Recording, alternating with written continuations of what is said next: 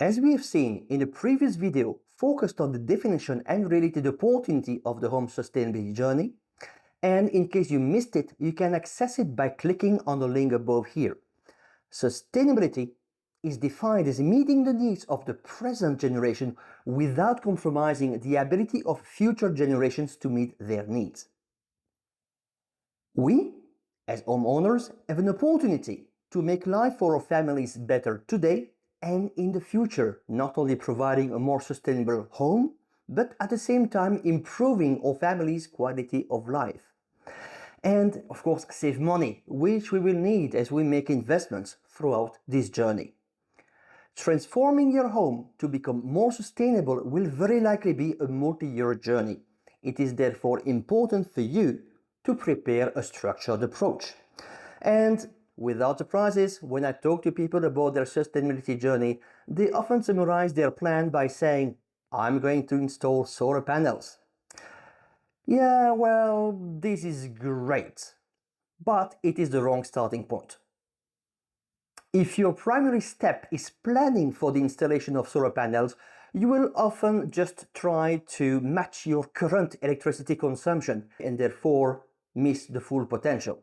In today's video, we will review the 5 things I wish I knew when I started my personal journey. The objective of this introduction video is to give you the insights you need to be able to build your personal plan for the foreseeable future. This video does not require any prior knowledge. At the end of this video, you will have all the knowledge you need to build a personal plan.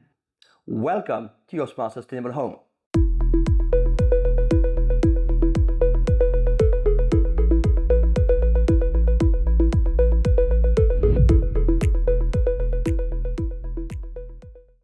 The first step is to list the services you need from your smart home.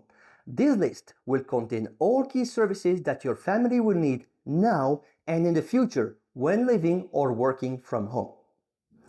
Let's face it, outside of your mortgage, paying for all of those is where your money goes to every month in fixed fees and also where you use diesel, gasoline or electricity, which generate typically CO2.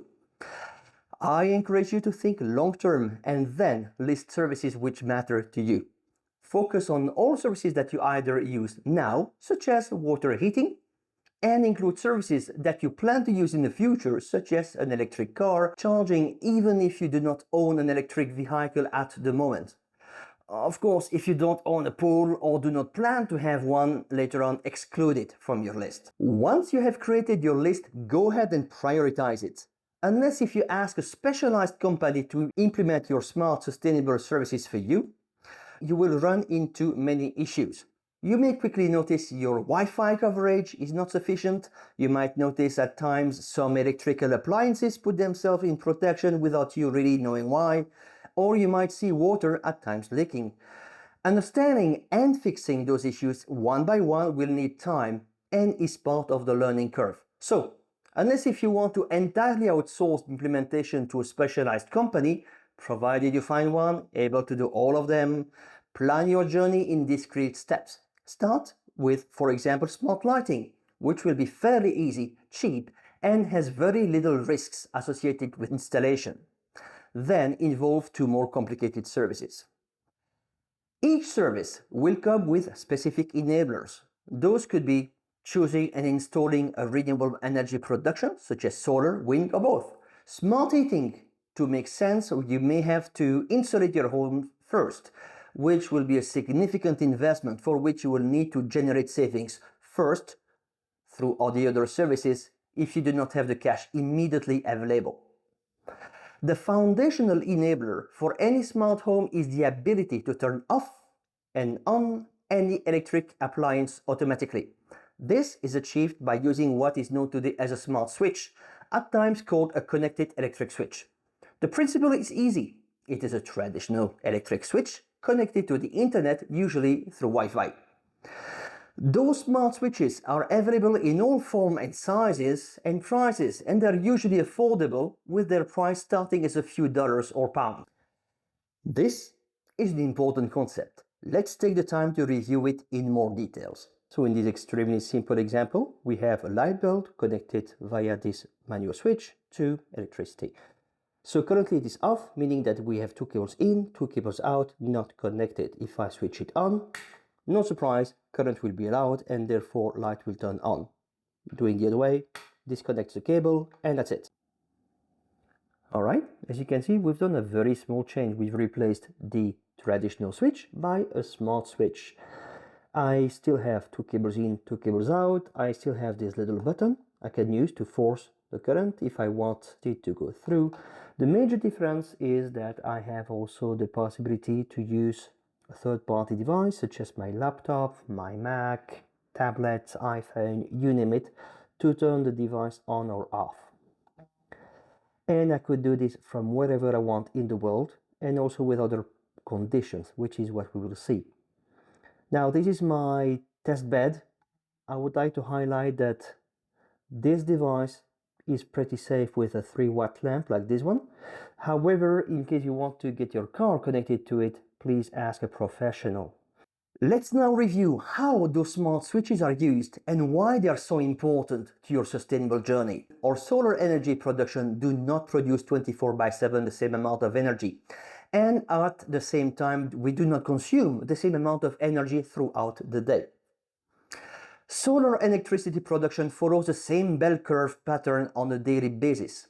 Shortly after sunrise, electricity production will start small and grow until the sun reaches its peak, and then will slowly decrease towards zero before sunset.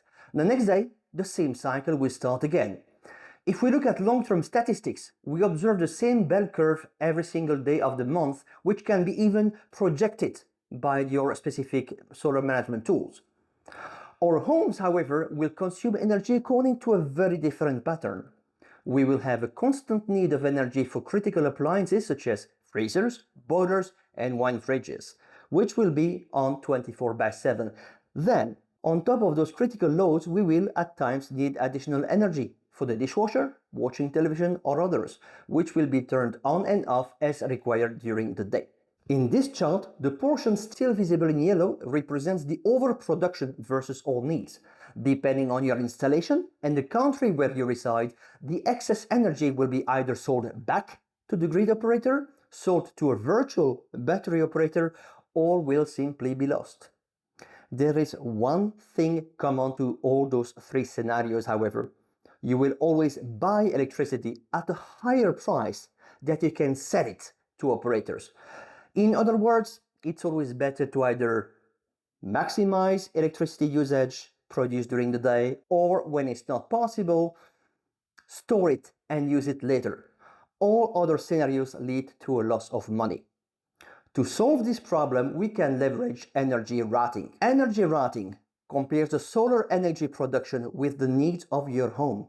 In this example, at a given time of the day, 5 kilowatts are being produced, whilst the house only needs 1000 watts at a specific time. This means that we have 4000 watts to redirect, for example, to charge an electric car, while in reality, all we did is turn on a smart switch to start charging the electric car.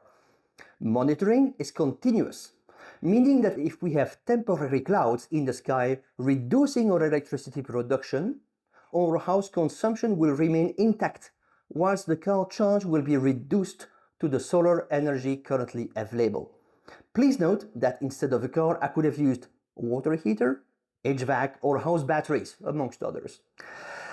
Energy solutions dedicated to water heaters, home batteries, or car chargers are easily available off the shelf from various manufacturers. Unfortunately, basic energy rating based on 1 meter has serious limitations. Let's take a very common situation. A homeowner has bet big time on solar and wants to reduce consumption from public electricity grid to the maximum and save money and CO2. This owner has therefore bought an electric car, purchased home batteries to avoid consuming electricity from the grid at night as much as possible. Home batteries are tightly coupled to the solar production system, and this system will recharge home batteries with the excess solar energy not used by the home. In this case, unfortunately, the meter driving the charge of the car is seen as being part of the house, The net result is a prioritization of the charging of the electric vehicle over the home batteries. At the end of the day, the homeowner will see the car well charged, but the house batteries empty, forcing the house to source electricity from the grid at night and not from the batteries themselves. Not really what the owner had in mind. One solution might be to add many more solar panels, but this would not really make sense economically. Now, pause this video. If you needed to understand this diagram, this is key. The root cause of this situation is that the two meters do not talk together. The situation would be even worse if we add it on top of water heater or a second electric vehicle. Solving this requires a new approach to home grid management. This brings us to the concept of the smart home grid, a system that will intelligently prioritize and route energy to the systems that most need it to fulfill the objectives of the smart sustainable home. This diagram shows the architectural view of the system we have defined and are proposing in this channel. By architecture, we mean a high-level view of the system that we will build step by step in the advanced videos of this channel. Its implementation, service by service, will be described in great details in the advanced video of this channel. Implementing it in your home will be much easier than you might think. However, it's really addictive. At the bottom, you have all electrical appliances of the smart sustainable home. At the top, its users. Smart services available to the user, such as, for example, car charging, can be triggered manually by the homeowner, typically through a mobile application, the house itself, or by cloud service that will trigger a smart switch. So, whilst not pervasive today, off-the-shelf solutions that implement a minor part of those services in a single solution exist and can be purchased directly. To my knowledge, though, they are largely specialized to small subsets of those services, so an advanced user will want to build their own automation across smart services. So, on a personal basis, I have most of those in production in my home today and will describe step by step how to implement those smart services reliably and securely in your home in the advanced videos of this channel. Now, if you want the perfect smart sustainable home, it will be a fun, addictive journey, and it will require you to invest time. I would therefore like to invite you to think about your personal profile. If the idea of spending a few evenings trying to make custom systems work is not appealing to you at all, and if you would rather buy a system that works and prefer to pay for support, you are a more conservative person. This means that you would prefer to list the smart sustainable services your home needs and seek an integrator to select and install the solution. You may not be able to enjoy all services or functionalities you initially wanted. You will also often be locked to a vendor.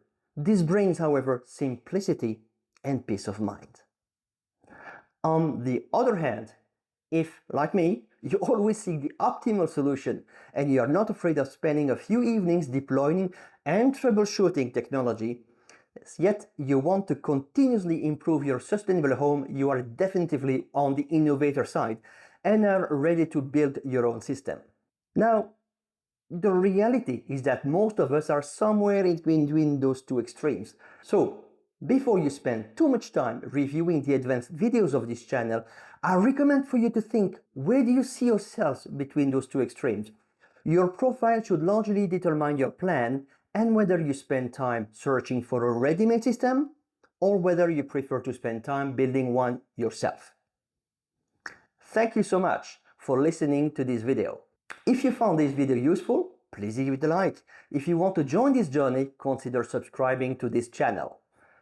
In the next videos, we will go in greater details in how we implement each of these smart services in your home one by one. We will provide both introductory and advanced videos providing solutions to both conservative and innovator profiles.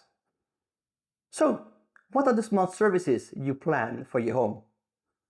Do you have some already in production? And what are the key challenges that you face in your deployment of your sustainable home? Tell us more in the comments below. Thank you for listening, and I will see you in the next video.